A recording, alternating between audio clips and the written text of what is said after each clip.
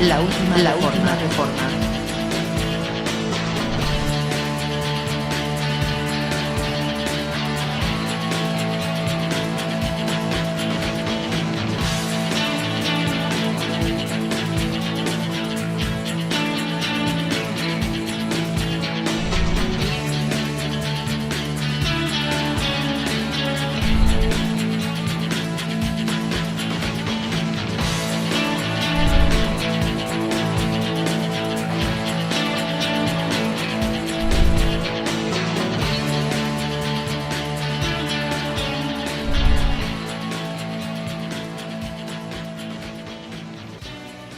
Buenas noches y bienvenido una vez más a tu programa La Última Reforma. Queremos dar la bienvenida siempre a los televidentes y a todas las personas, aquellas que nos siguen en las redes sociales, siempre dándole gracias por su fiel sintonía. Y en el programa de hoy queremos hacer un resumen de lo que ha sido los temas que se han abordado durante el año y vamos a contestar 3 preguntas a los temas que han causado más polémica. Recordamos que a pesar de todos los mensajes que nosotros damos, pues no es el objetivo de entrar en debate ni nada por el estilo, y siempre le recordamos al televidente y a las personas que nos siguen en las redes sociales que el objetivo no es debatir. Ofrecemos el Evangelio divinamente revelado al apóstol de los gentiles, que es Pablo, y lo ofrecemos como herramienta de reflexión para el creyente. No malinterpreten que nosotros queremos decir que cambien su manera de vivir, sino simplemente su manera de pensar. Queremos darle gracias a la comunidad estudiosa de la palabra de Dios, que siempre nos dan seguimiento en las redes sociales, y siempre le decimos a la gente que comenten. No importan que sean comentarios negativos, que no estén de desacuerdo, pero siempre nos da mucho gusto de que los mensajes, a pesar de que mucha gente esté de acuerdo o no, pues nos da mucho gusto de que siempre se identifiquen en las redes sociales. Entonces, vamos a continuar. Vamos a contestar, como le había dicho, vamos a contestar 3 preguntas que se han generado en el número de WhatsApp que hacemos disponible. Esas 3 preguntas van a ser contestadas por don Emilio Saúl Chávez con don Rodolfo Mejía Caldera. Lo invitamos una vez más que se quede en estos últimos 60 minutos. Le recordamos que hoy es el último programa del año y pues, ¿qué tal si se queda con nosotros en este ratito? Siempre le invitamos que tome sus notitas, ya sabe, para que así todo lo que se le está diciendo hoy, pues tome nota y compruebe con su Biblia para que esté satisfecho con la respuesta que se le está dando hoy. Enseguida volvemos.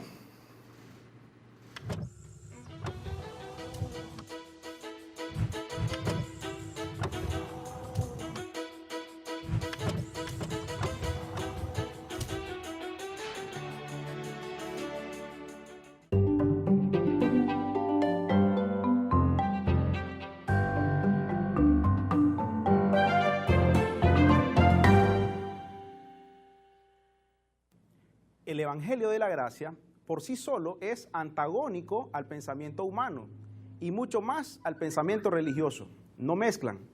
Por esta razón, muchas personas consideran el mensaje de Pablo como contradictorio. En palabra de verdad, en poder de Dios, con armas de justicia a diestra y a siniestra, por honra y por deshonra, por mala fama y por buena fama, como engañadores pero veraces. Estas palabras del apóstol encierran el principio que el Evangelio de la Gracia es superior a nuestras propias dudas y contradicciones. Por eso incluso hay quienes escuchan este mensaje y les parece alocado, y no es para menos. Pues ya que en la sabiduría de Dios el mundo no conoció a Dios mediante la sabiduría, agradó a Dios salvar a los creyentes por la locura de la predicación. La predicación del Evangelio es para el espíritu, para que el hombre interior y no para la mentalidad humana o religiosa. Y la salvación es declarada de la misma forma cuando leemos las cartas paulinas. Siempre queda ese sabor de que falta algo más. Y es que debido a que lo que mezclamos con el pensamiento legalista, entonces sacamos la conclusión que es una información incoherente o más fácil, una simple locura. Pero el hombre natural no percibe las cosas que son del Espíritu, porque para él son locura y no las puede entender, porque se han de discernir espiritualmente.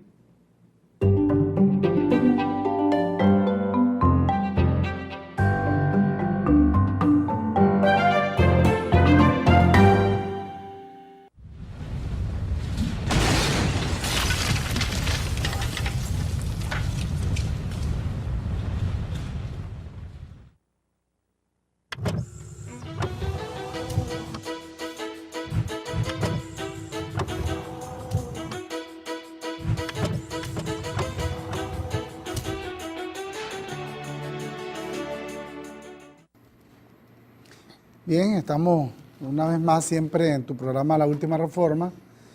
Este agradecimiento que expresaba Ronda y Centeno al principio es un agradecimiento que extendemos también y colaborador Saúl Emilio Chávez y quien les habla, Rodolfo Caldera Mejía. Desde el mes de septiembre hemos hecho presencia todos los miércoles a partir de las 8 de la noche para poder compartir con ustedes una información que desde el punto de vista nuestro es vital para la espiritualidad de la iglesia. Y cuando hablamos de espiritualidad tampoco queremos de que se enmarque en ese viejo paradigma que lo espiritual tiene que ver con lo místico. La espiritualidad viéndola desde el conocimiento. Y también aclarar de que cuando nos referimos a la iglesia no nos estamos refiriendo a una denominación en particular, sino más bien a los que fueron convocados y han sido llamados y entienden el propósito de Dios para su vida. La iglesia, por tanto, no es un esquema organizacional definido, ese es otro paradigma que se fue creando a tal punto que es donde vienen eternas y desgastantes discusiones en torno a cuál es la verdadera iglesia de Jesucristo. Esto obviamente también genera una gran cantidad de debate, el trasfondo de lo que nosotros queremos plantear desde la óptica de lo que le fue revelado al apóstol Pablo. Porque es de ahí donde nosotros convergemos con ustedes, es donde hemos intentado, tener un punto de reunión, un punto en común, y obviamente ya desde ahí se vienen también alargando otra serie de elementos que hemos compartido durante estos 4 meses. Bien decía Centeno también al principio que no es nuestro objetivo debatir, no es nuestro objetivo contender. El apóstol Pablo acertadamente aclara, dice, nada hagáis por contienda o por vanagloria. De tal manera que no pretendemos ni querer demostrarte que sabemos más, ni tampoco queremos pretender que podemos ganar en torno a una discusión. Lo que sí ofrecemos son insumos que faciliten una reflexión de aquellos que entienden o han entendido que son hijos de Dios. De eso se basa el programa. En las redes sociales obviamente se generan debates, a veces nosotros ofrecemos respuestas a las preguntas que nos hacen. Obviamente esto no quiere decir necesariamente que la persona que pregunta con la respuesta se sienta que su pregunta fue evacuada. Pero a veces también hay personas, yo no sé si lo hacen de forma malintencionada o porque no entienden cómo funciona el asunto de las redes sociales, pero hay personas que ponen uno y otro comentario de manera consecutiva. Incluso a veces una misma idea que quieren plantear lo hacen a través de varias oraciones. Entonces eso lamentablemente congestiona un poco el tema de las notificaciones en las redes sociales. Y a veces tenemos que buscar cómo controlar eso, porque tampoco es el objetivo de que alguien haga un comentario dividido en 20 o en 25 partes, que generan 20 o 25 notificaciones. Por eso, aclaro, no sé si lo hacen de forma malintencionada o desconocen cómo funciona. Me imagino que tal vez creen que es como el mensaje de texto, que tienen que ser breves y tiene que poner varios mensajes de texto para que puedan ser expresivos.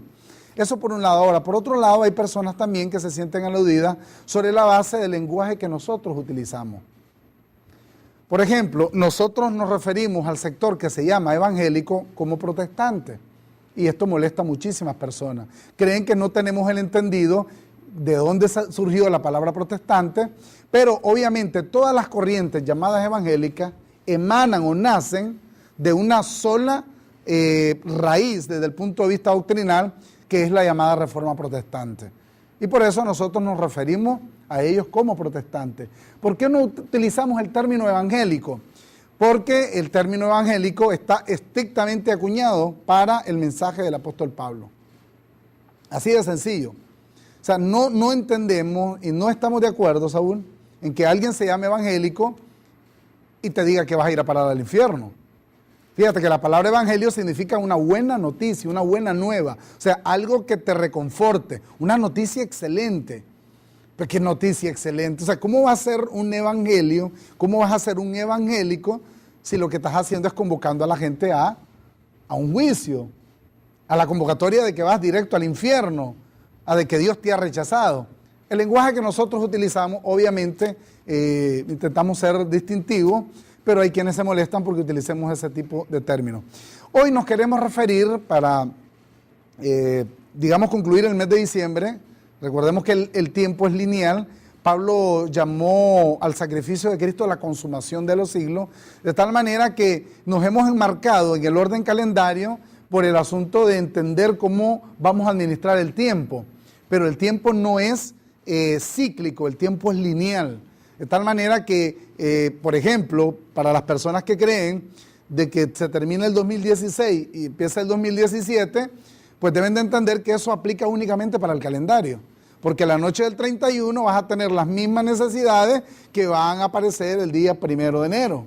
Si tienes dificultades de tipo económica, si tienes dificultades de tipo de salud, el día 31 van a ser exactamente las mismas al día siguiente, que lo llamamos Año Nuevo. Y esto lo decimos también porque la mentalidad debemos irla cambiando poco a poco. Pero bueno, vamos a ver rápidamente, por ejemplo, en el tema del rudimento de la Eucaristía o Santa Cena, una persona nos estuvo escribiendo de forma reiterada, le respondimos, pero no sintió que su pregunta fuese evacuada, pero vamos a responderla de una forma en que permita también que se puedan entender todos los otros elementos que fuimos compartiendo con ustedes relacionados con los rudimentos. Así es, Saúl. De hecho, sí, nuestra posición siempre es aclararle a las personas, porque ese es el llamado que la iglesia tiene, y hablamos de iglesia, siempre utilizo yo el término los escogidos. El mundo religioso le ha puesto nombres a los escogidos, unos son bautistas, otros son presbiterianos, otros son luteranos, otros son católicos. Esa es la gran diversidad de opiniones que ha habido en el mundo religioso. La verdad es que el apóstol Pablo nos llamó a la unidad de la fe y condicionó esta unidad a tener un mismo espíritu, a tener un mismo proceder y una misma doctrina, que es fundamental para que la iglesia pueda alcanzar la estatura de un varón perfecto. Ahora, entender el evangelio paulino ha sido difícil para el mundo religioso, porque el problema del mundo religioso ha sido que ellos han pasado, y hablo de toda esta diversidad de grupos, Rodolfo, ellos han pasado prácticamente un tiempo cíclico en los libros biográficos, en los libros de historia, dándole un supuesto mensaje de las enseñanzas de Jesús a la iglesia, cuando la doctrina fundamental que los escogidos requieren es la que el apóstol Pablo escribió y está fundamentada en las 14 cartas, que de hecho brilla mucho por su ausencia en estos grupos religiosos. Por eso es que usted, amigo televidente, que ha visto a estos grupos, el funcionamiento, el corte doctrinal, todo ese ímpetu que lleva mucho fanatismo, misticismo, religiosidad, los ha visto patinar por muchos años, es por causa de que ellos viven en un estado biográfico, histórico, y no han pasado a la madurez espiritual que trae el apóstol Pablo en sus 14 cartas. De hecho, la reforma que nosotros presentamos ahora no tiene nada que ver con la reforma luterana. Nuestra reforma va desde el aspecto paulino, y por eso es que le hemos dado un énfasis total a los rudimentos de la doctrina de Cristo. Porque si bien Lutero quizás trajo nada más el aspecto, digamos, de la fe, nosotros hemos venido acá y hemos hablado y hemos despejado dudas sobre los rudimentos del bautismo, por ejemplo, la misma Santa Cena, que vamos a tocar este aspecto ahora, y de otros, como el juicio eterno, como la fe en Dios, la doctrina del bautismo, que eso es un ámbito que todavía permea en estos grupos religiosos. Por ende, las personas que no logran entender este mensaje es porque prácticamente están embotados en el legalismo, están embotados en los libros históricos, que ellos piensan que son libros doctrinales y que con esos libros doctrinales ellos van a llegar, o más bien van a llegar a los que se congregan en esos grupos y le van a dar un nivel de conocimiento mayor, pero hasta la fecha no han logrado nada. Decía Ronald Centeno al principio que nosotros no intentamos convencer a nadie. Es que no nos compete, no es una función que está determinada para nosotros, ni para ninguna persona. Es una competencia estricta del Espíritu de Dios. Nosotros simplemente facilitamos información para que tú reflexiones en ella, para que vivas de una forma más calma, más tranquila. Pablo dice que no se nos dio un espíritu de temor. Lo que abunda en las congregaciones religiosas hoy es eso. Es el temor de una condenación eterna, el temor de un infierno, el temor de un diablo. Y nosotros estamos ofreciéndote esta reflexión para que puedas salir de esa atmósfera de temor en la cual te han metido.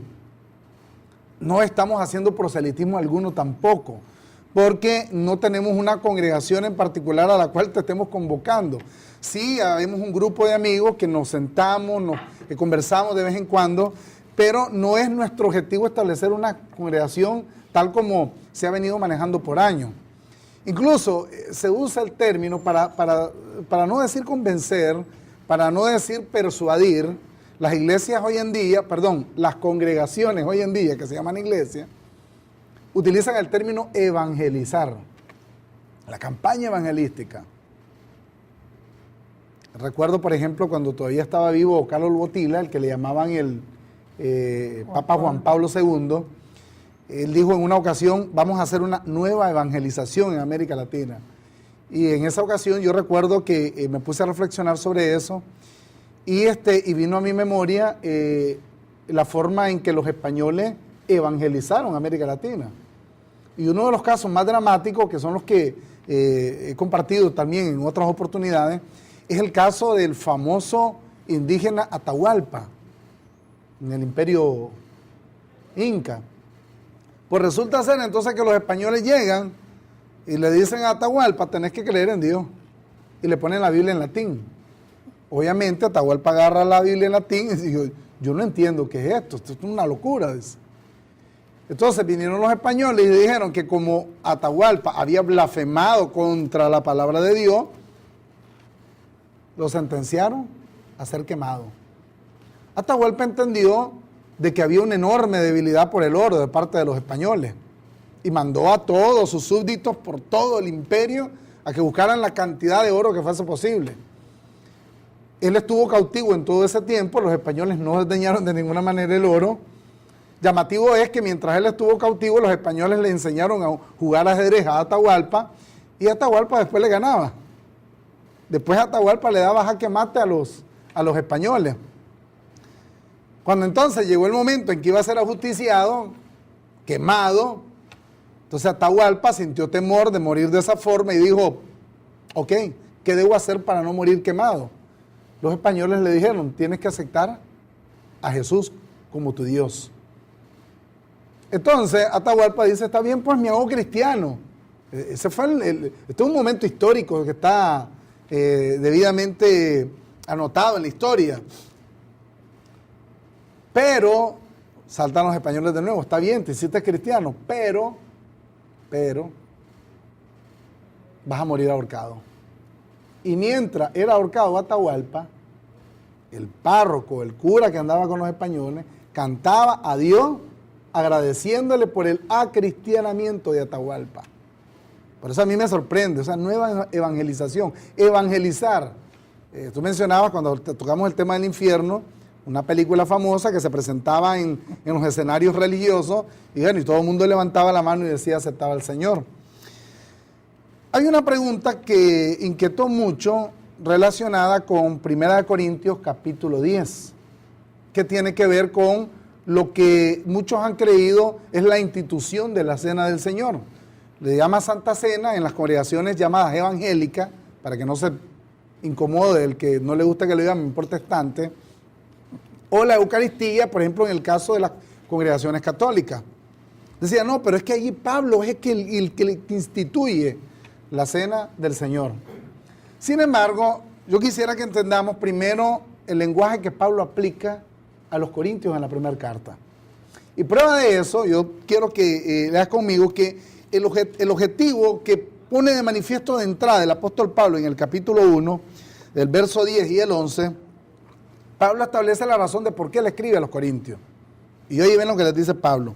Os ruego pues, hermanos, a los corintios, por el nombre de nuestro Señor Jesucristo, que habéis todos una misma cosa, y que no haya entre vosotros divisiones, sino que estéis perfectamente unidos en una misma mente y en un mismo parecer. Y dice en el versículo 11, porque, dice Pablo, he sido informado acerca de vosotros, hermanos míos, por los de Cloé, que hay entre vosotros contienda. Fíjate que aquí vamos a matar dos dudas que han surgido a raíz de la carta primera a los Corintios.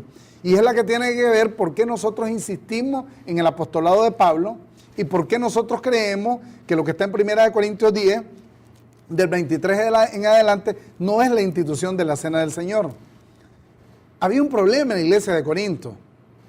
Y ese problema se acrecenta por causa de que, más adelante Pablo le explica, y ya lo vamos a ver también, que se había dividido la congregación en Corinto. Unos apoyaban a Pedro, otros apoyaban a Apolo y otros que se consideraban paulinos.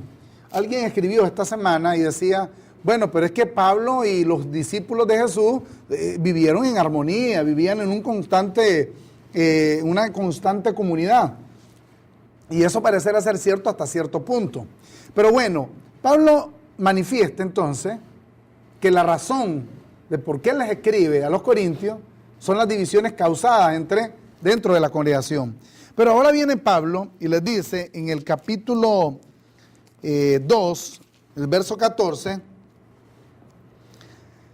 algo que es necesario que nosotros atendamos, dice. Pero el hombre natural, dice, no percibe las cosas que son del Espíritu de Dios, porque para él son locuras, dice. Y no las puede entender porque se han de discernir espiritualmente. Entonces Pablo dice que hay un hombre natural y hay un hombre espiritual. Lo que es para el hombre espiritual no comulga con el hombre natural. ¿Por qué? Porque para el hombre natural son locura. Eso quiere decir que Pablo está acuñando aquí un lenguaje. Está determinando un lenguaje. Fíjate lo que dice en el capítulo 3, ahora en el versículo 1 y 2, dice. De manera que yo, hermanos, dice Pablo, no pude hablares como a espirituales, dice, sino como a carnales, como a niños en Cristo. Os di a beber leche, dice, y no vianda, dice, porque aún no erais capaces, ni sois capaces todavía, porque aún sois carnales, pues habiendo entre vosotros celos, contienda y disensiones, ¿no sois carnales y andáis como hombres? Eso quiere decir que Pablo dice, ustedes, los corintios, tienen un serio problema. Están viendo las cosas que son del espíritu desde el punto de vista del hombre natural. Y yo no puedo hablarles a ustedes como a espirituales. Tengo que hablarles como carnales. Entonces, cuando nosotros leemos la carta a los Corintios, Pablo está usando un lenguaje que no es para hombres espirituales, sino para naturales. Entonces, una vez que entendemos esto, el lenguaje que Pablo utiliza en los Corintios, tenemos que desmenuzarlo detenidamente para que podamos entender qué es lo que está diciendo realmente el apóstol. Vamos a utilizar un ejemplo. Fíjate, más adelante en el verso 4, dice el apóstol Pablo, porque diciendo el uno, yo ciertamente soy de Pablo, y el otro, yo soy de Apolos, no soy carnales, dice. ¿Qué pues es Pablo? Dice. ¿Y qué es Apolos? Servidores por medio de los cuales habéis creído, y eso según lo que a cada uno concedió el Señor.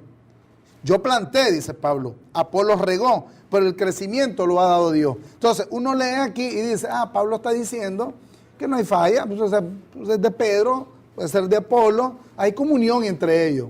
Pero más adelante, en el versículo 9, mira lo que dice Pablo, porque nosotros somos colaboradores de Dios, y vosotros sois labranza de Dios, edificio de Dios. Ve, va a decir alguna persona, sigue la comunión entre Pedro, entre Pablo, entre Apolo. Oye lo que dice Pablo ahora, versículo 10. Conforme a la gracia de Dios que me ha sido dada, yo como perito arquitecto puse el fundamento. Fíjate, ya no dice que lo puso Apolo y que todos están en comunión y que todos son colaboradores. No dice que lo puso Pedro y que todos son colaboradores de Dios. No, Pablo se está excluyendo de ese grupo y dice, conforme a la gracia de Dios que me ha sido dada, yo como perito arquitecto puse el fundamento y otro edifica encima, dice, pero cada uno mire cómo sobreedifica. Y hace una advertencia ahora en el versículo 11, porque nadie puede poner otro fundamento que el que está puesto. Pablo está diciendo de que si bien es cierto, estaba esa división en los Corintios, al final él es el que había puesto el fundamento. Y él se autodenomina a sí mismo como el perito arquitecto. O sea, Pablo no está diciendo que puede ser de Apolo, Pablo no te está diciendo que puede ser de Pedro. Él está aludiendo a la manera en cómo los corintios lo están entendiendo. Pero al final Pablo pone un stop y dice, no, un momentito, el perito arquitecto soy yo. El que puso el fundamento soy yo. No lo puso Apolo, no lo puso Pedro. Por eso es que a veces, y esto lo estoy dando como ejemplo, hay que entender bien el lenguaje que está utilizando el apóstol Pablo. Porque de otra manera uno lee y dice, no, pues aquí parece que todos están en comunión, aquí todo parece estar bien, Pablo nada más es uno más del montón. No, un momentito, dice que él pone el fundamento. Y él no dice que Apolos es perito arquitecto también, perito arquitecto infieri, o perito arquitecto sustituto, o perito arquitecto, no, y dice que él es el perito arquitecto. Algo para reflexionar, Rodolfo, es que Pablo escribe 14 cartas y solamente en una, que es la primera carta a los Corintios, él hace referencia a la supuesta institución de la cena. Si uno observa las siguientes cartas, segunda carta a los Corintios, Efesios, la carta a los Efesios y las demás cartas que conforman el evangelio de la incircuncisión, uno no observa más que Pablo hace ninguna referencia, por ejemplo, a este ritual judío que era la cena, porque la cena en sí era la celebración de la Pascua judía, sencillamente. Ahora, Pablo es el apóstol a los gentiles y los corintianos eran una congregación gentil. Que Pedro llegó, que Apolo llegó, naturalmente, tuvo un momento en la historia, o hubo un momento en la historia, que Pedro incursionó de forma, y voy a utilizar este término, de forma inicua, llevando el judaísmo a estas congregaciones. Y el reflejo claro es la carta que Pablo les escribió a los Gálatas, donde desenmascara a Pedro. Y le dice, usted, Señor, está de condenar, usted no anda rectamente conforme a la verdad del Evangelio, porque lo que usted está haciendo aquí en Galacia, y no solo en Galacia lo hizo también allí en la iglesia de los Corintios. ¿Por qué hubo división? ¿Por qué unos seguían a Pedro? ¿Por qué otros seguían a Apolo? ¿Y por qué otros entendían, digamos, la misión que el apóstol Pablo tenía? ¿Por qué hubo división? Por el judaísmo que Pedro metió a la iglesia gentil. Y Pablo se lo refleja claramente. ¿Por qué obligas a los gentiles a judaizar? Ahora, si la iglesia gentil estaba llamada a vivir por el evangelio de la incircuncisión, ¿qué ritual judío podía prevalecer ahí? Ninguno. Y hablo específicamente de la cena. Me llama la atención en la primera carta a los Corintios que en vez de ser una institución de la cena del Señor, más bien es algo que Pablo llamó poner en orden las cosas. Y él lo dijo, cuando yo regrese, yo voy a poner en orden todo esto. Pero de antemano le escribe en la carta. Y en el capítulo 11, verso 17, entonces yo creo que iba para allá, ¿verdad? Iba para ese punto. Entonces, en el verso 17, en el capítulo 11, verso 17, dice, pero al anunciaros esto que sigue, no os alabo, porque no os congregáis para lo mejor, sino para lo peor. Pues en primer lugar, cuando os reunís como iglesia, como congregados, Como iglesia. y este es un punto clave, porque las personas piensan que es el edificio. Ellos no se ven como iglesia. De hecho, usted, yo, Rodolfo y todos los que nos están viendo, que son los llamados, los que fueron predestinados por Dios, son la iglesia, son el cuerpo de Cristo. Y entonces la iglesia, que es el cuerpo de Cristo, tiene muchos miembros. Ahora, siguiendo el verso 18, pues en primer lugar, cuando os reunís como iglesia, oigo que hay entre vosotros divisiones, de la cual vos ya hiciste referencia clara. Y en parte lo creo, dice él, porque es preciso que entre vosotros haya disensiones, para que se hagan manifiesto entre vosotros los que son aprobados. Quiere decir que había gente que reprobada. A ver, si había división y había gente que apoyaba a Apolo y otra que apoyaba a Pedro y otra que apoyaba a Pablo, entonces quiere decir que dos de esas tendencias estaban no eran aprobadas. Correcto. Estaban reprobadas. Exacto.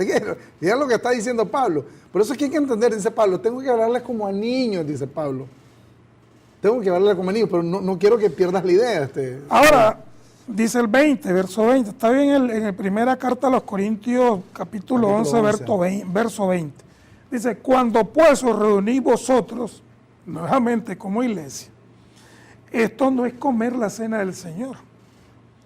Porque al comer, cada uno se adelanta a tomar su propia cena y uno tiene hambre y otro se embriaga. O sea, que era una comida cualquiera la que ellos hacían. Influenciada naturalmente por el rito judaico de la Pascua judía. Ahora, dice, unos toman su propia cena, otros tienen hambre y luego otros se embriagan. El verso 22, pues ¿qué? Y aquí escribe claro esta pregunta. ¿No tenéis casas en que comáis y bebáis? ¿O menospreciáis la iglesia de Dios y avergonzáis a los que no tienen nada? Que os diré, os alabaré. En esto no os alabo. Prácticamente este era un ritual judío. Ahora, si el evangelio que Pablo predicaba era contrario prácticamente al ritual judío, que era la incircuncisión, no tenía ningún sentido que Pablo llegara e instituyera la Pascua judía como un dogma, como algo doctrinal, en donde luego todas las demás congregaciones iban a seguir este patrón, este paradigma. Entonces Pablo lo que está haciendo es aclarar que eso que ellos están haciendo no es comer la llamada cena o la Pascua. Vamos a hacer una pequeña pausa. Queremos mantener la idea que venimos planteando.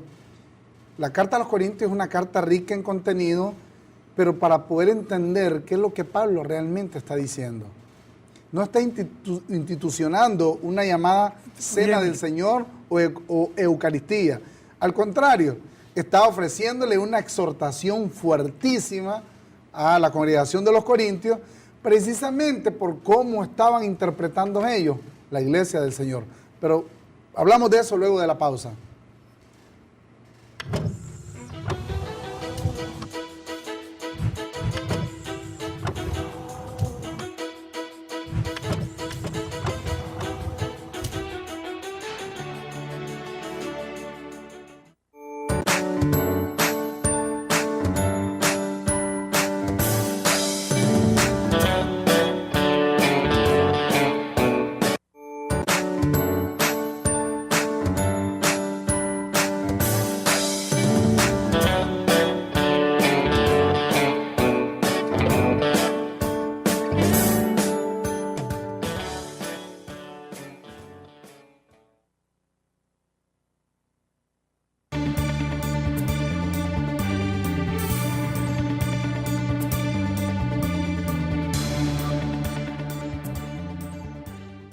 Durante la vigencia del pacto de Dios con Israel, en la ceremonia del templo, en el ejercicio sacerdotal, la invocación y el clamor eran la parte más importante del culto expiatorio. No era para menos. Dios le era distante, por eso mi apóstol lo llama un pacto con defecto. Sin embargo, esa misma acción que hoy llaman oración forma parte del mismo culto realizado en el cristianismo de hoy. Al respecto, Pablo aclara: y de igual manera el Espíritu nos ayuda en nuestras debilidades. Porque ¿qué hemos de pedir como conviene? No lo sabemos. Pero el Espíritu mismo intercede por nosotros con gemidos indecibles. Mas el que escudriña los corazones sabe cuál es la intención del Espíritu, porque conforme la voluntad de Dios intercede por los santos. La oración es una declaración, no una petición mística o espiritualista. Es el vestigio de un pacto con defecto y debe ser superado. Transforma tu mente. Es interesante notar que en esa expresión se deja claro que todo a nuestro alrededor es moldeado por la soberana voluntad de Dios. Y es imposible que eso cambie. Porque somos hechura suya, creados en Cristo Jesús, para las buenas obras, las cuales Dios preparó antemano para que anduviésemos en ella. Dios obró en nosotros de tal manera que su reposo se hace manifiesto. Por eso pregunto, ¿orar es pedir? No. ¿Orar es invocar algo? No. Entonces, ¿qué? Orar es la declaración que acepto su voluntad, sea cual fuera, sin querer cambiarla. Es la declaración de entender quién soy yo en Cristo. Y lo más importante, orar es el reconocimiento de que Él hizo en mí su morada permanente. No un refugio temporal, sino su templo. Cuando entendamos esto, la oración tradicionalista que aprendimos en sinagogas mal imitadas, esa misma oración nos parecerá un mal chiste aprendido.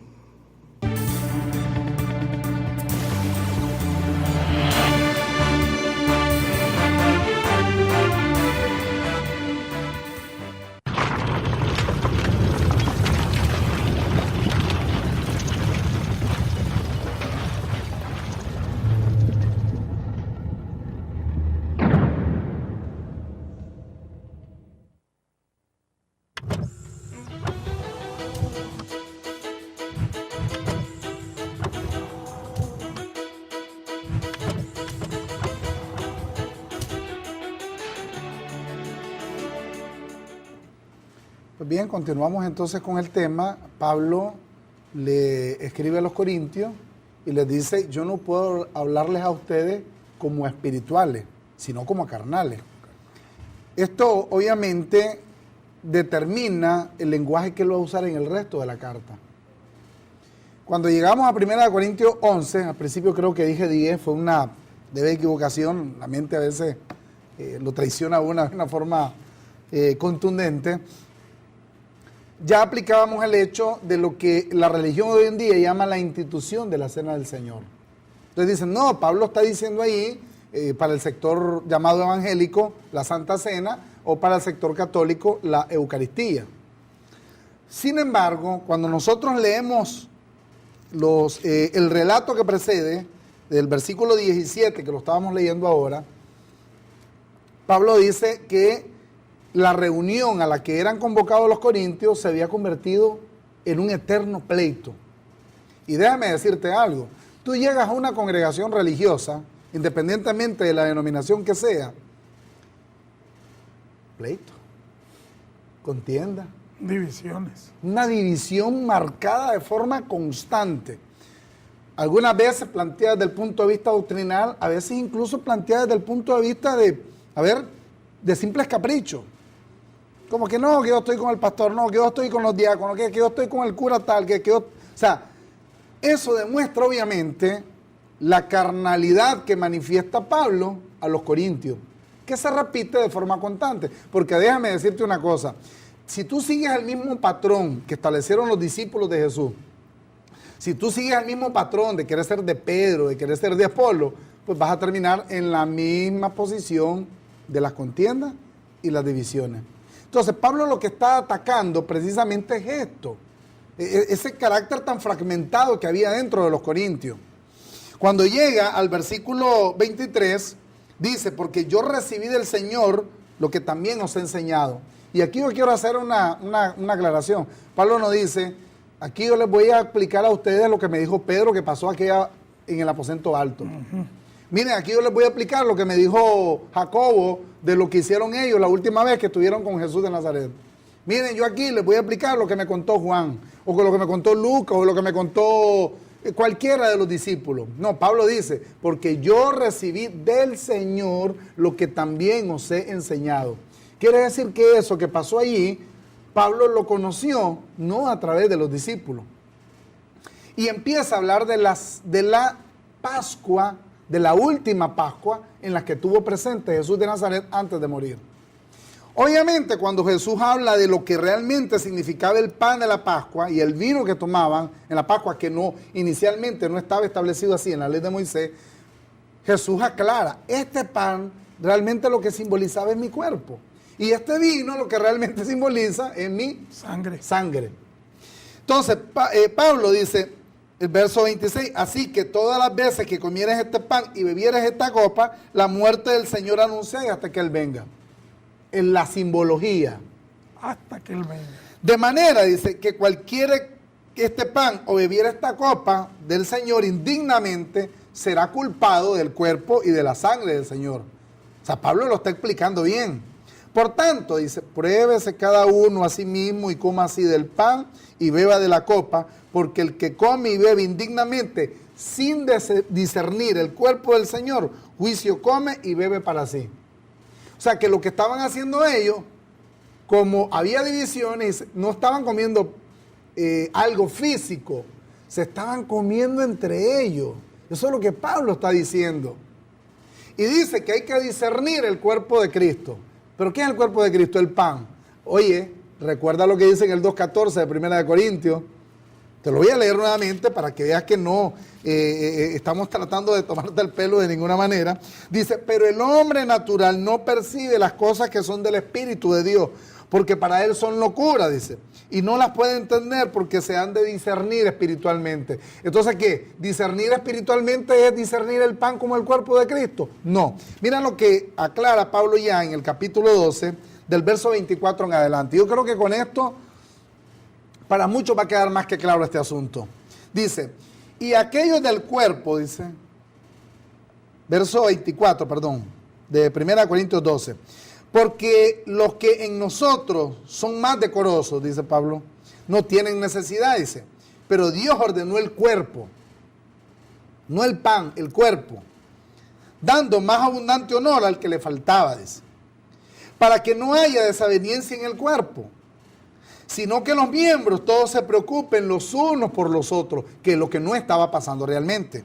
De manera, dice Pablo, que si un miembro padece, todos los miembros se duelen con él, dice. Y si un miembro recibe honra, todos los miembros con él se gozan. ¿Recuerdas que dijo en el capítulo 10, ¿verdad? Que todos pensemos una misma cosa? Vosotros pues, versículo 27, este es el que más me gusta. Vosotros pues, dice Pablo a los Corintios, sois el cuerpo de Cristo y miembros cada uno en particular. O sea que el cuerpo de Cristo no es el pan. O sea, ¿a qué se está refiriendo en el capítulo 11? Obviamente Pablo está hablando en un lenguaje netamente espiritual. Él no se está refiriendo al pancito, ni se está refiriendo al juguito. El cuerpo de Cristo, Romanos 12:5, Efesios 3:6, 5:23, Colosenses capítulo 1, verso 24. La iglesia es el cuerpo de Cristo, no el pan ni el vino.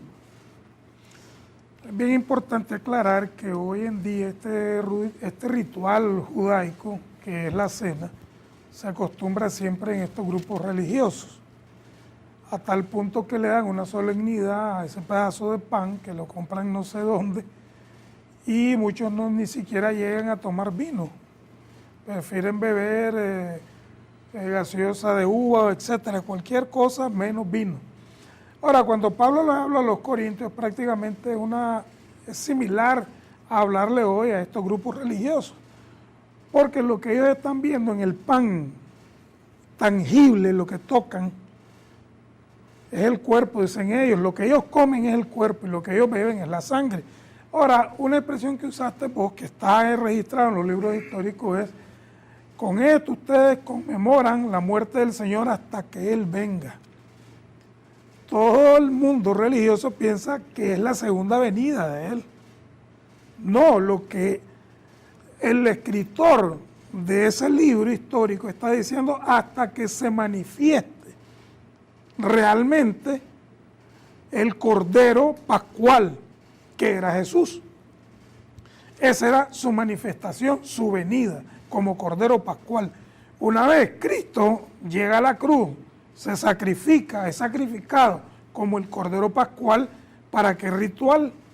¿Para qué seguir comiendo panes sin levadura, hierbas amargas, Cordero? Si la realidad tangible, lo vieron, fue crucificado, ¿para qué seguir en un ritual que de nada sirve? Entonces, por eso es que es importante aclarar lo que dice primera carta a los Corintios 11:27.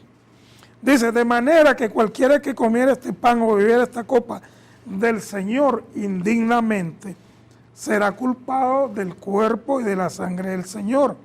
Por tanto, pruébese cada uno a sí mismo y coma así del pan y beba de la copa, porque el que come y bebe indignamente, sin discernir, sin juzgar, eso significa discernir, sin hacer una diferencia entre la realidad y el símbolo, lo que está comiendo es juicio. Ahora, o sea, no solo lo dice desde la perspectiva que tú lo has planteado, en relación a la acción expiatoria. Fíjate, cuando dice hasta que el Señor venga, es porque el pan representaba el cuerpo de Cristo. Claro. ¿Estamos? Entonces, ese cuerpo de Cristo iba a ser molido, porque hay que recordar que parte de la Pascua era el sacrificio del Cordero Pascual. Pero la otra parte tiene que ver precisamente con la manifestación del pan, porque el pan, hacer el cuerpo de Cristo, dice, la muerte del Señor anunciada y hasta que Él venga, porque es que entonces, ¿qué es la iglesia? Es el cuerpo de Cristo. Claro. Eso quiere decir entonces que en ese momento el cuerpo de Cristo no se había puesto de manifiesto, y no era Jesús de Nazaret. El cuerpo de Cristo iba a ser la iglesia, que no se había manifestado todavía. Por eso dice, la muerte del Señor anunciada y hasta que Él venga. ¿Dónde? En el cuerpo. ¿En cuál cuerpo? En la iglesia, Saúl. Ahora, discernir el cuerpo es exactamente lo que nosotros estamos haciendo, diciéndole a las personas: señores, usted es el cuerpo de Cristo actualmente. La cabeza de ese cuerpo es Cristo. Entonces, pensar en este momento en un ritual judaico es patinar, es estar en un ciclo inacabable en donde usted entra en un proceso prácticamente de no discernir qué es el cuerpo realmente de Cristo. Ahora, si usted es el cuerpo, yo no necesito comer ni pan ni vino porque es algo que no me beneficia en lo más mínimo como espiritual. Lo que me produce más bien como carnal es una mala conciencia. Porque hay alguien que me está diciendo, si vas a probar el pan y el vino, acordate que debes estar en santidad, que debes estar en esto, que tenés que hacer esto. Cuando yo como cuerpo estoy santificado, estoy justificado, estoy redimido. Por años la iglesia, los congregados, han estado sin discernir realmente el cuerpo de Cristo, Rodolfo. Así es. Y es una pena, porque ya deberían estar en un estado de madurez en donde ya esas personas que se congregan, no para lo bueno, Pablo lo dice, sino para juicio, deberían ya estar enfocados en la parte espiritual del asunto.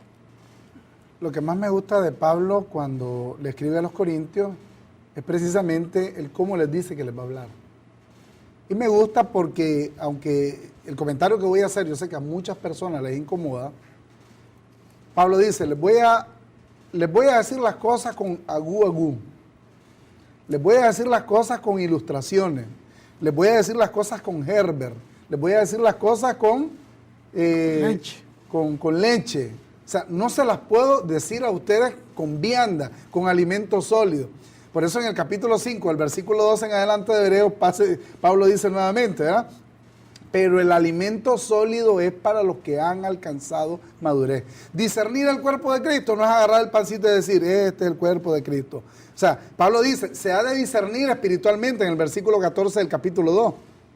Discernir espiritualmente. ¿Qué espiritualidad tiene agarrar un pancito y decir, este es el cuerpo de Cristo? No, el cuerpo de Cristo es la iglesia.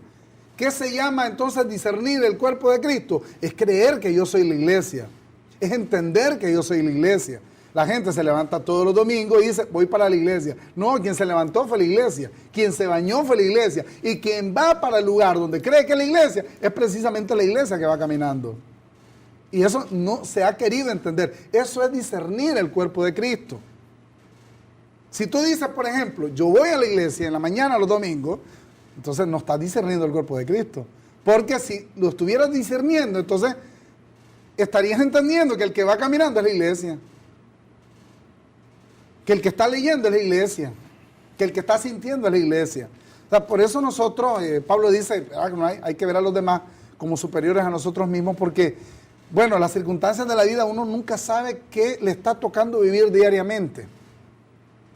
Pero vas a una congregación cristiana y más bien lo que hacen es cercenar, segregar. ¿Por qué? Porque, bueno, llega aquel que supuestamente, entre comillas, lleva una vida más piadosa y cuestiona al que lleva una vida más liviana. Por ejemplo, yo vengo todos los domingos, se hace servicio en la mañana, se hace servicio a mediodía, se hacen 3 servicios en el día y yo vengo los 3 días. Ah, pero fulanito viene una vez al mes. No está discerniendo el cuerpo de Cristo.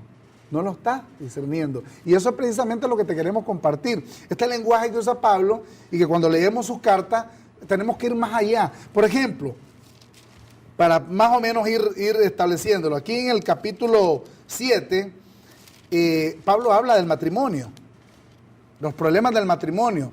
Y hace precisamente lo mismo en el capítulo 5 de Efesios.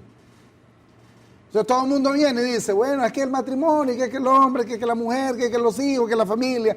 Y uno lee a Pablo y dice, Pablo está haciendo una exhortación a los matrimonios. Fíjate que cuando le escribe a los Efesios, en el capítulo 5, del 23 en adelante, cuando Pablo establece a qué se está refiriendo con el matrimonio, dice, digo esto yo respecto de Cristo y de la iglesia.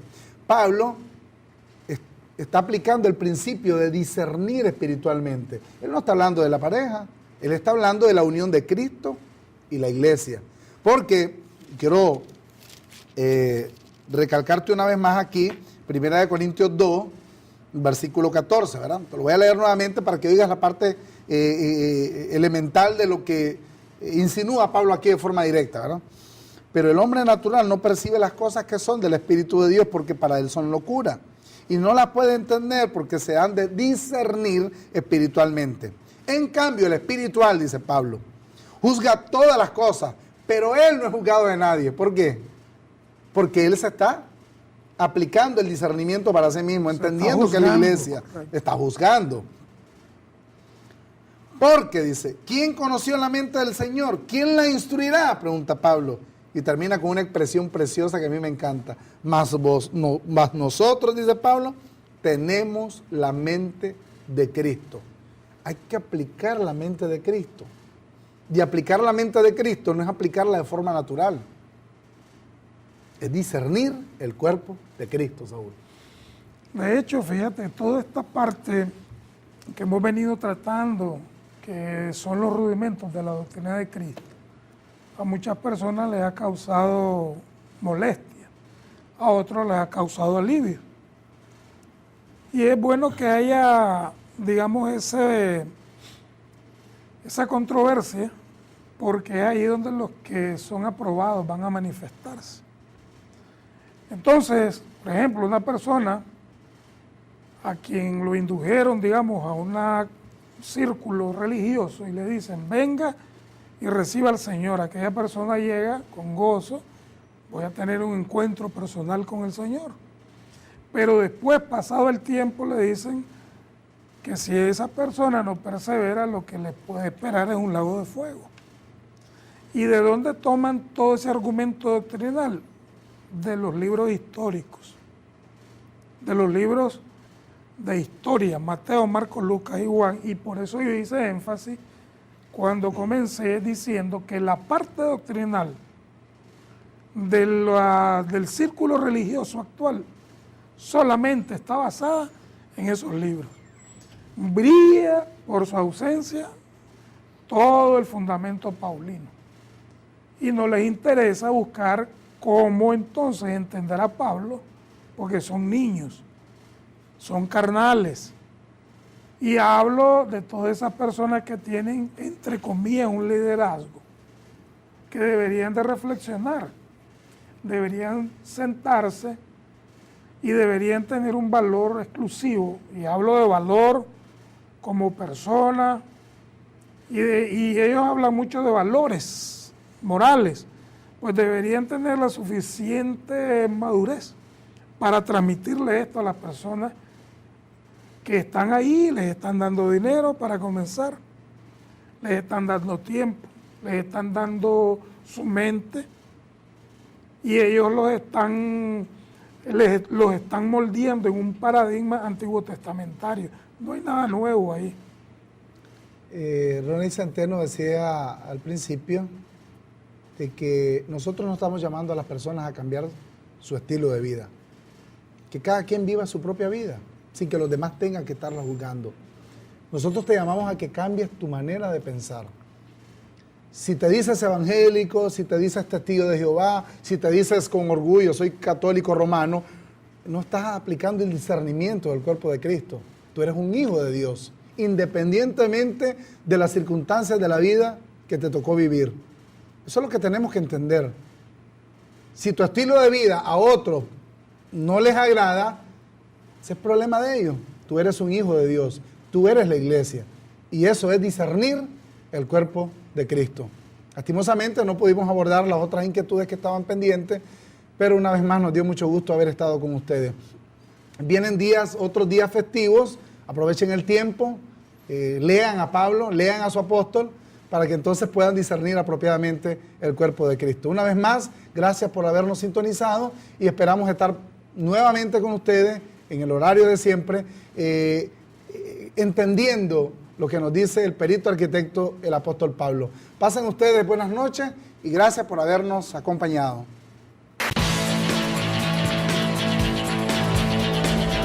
La última reforma.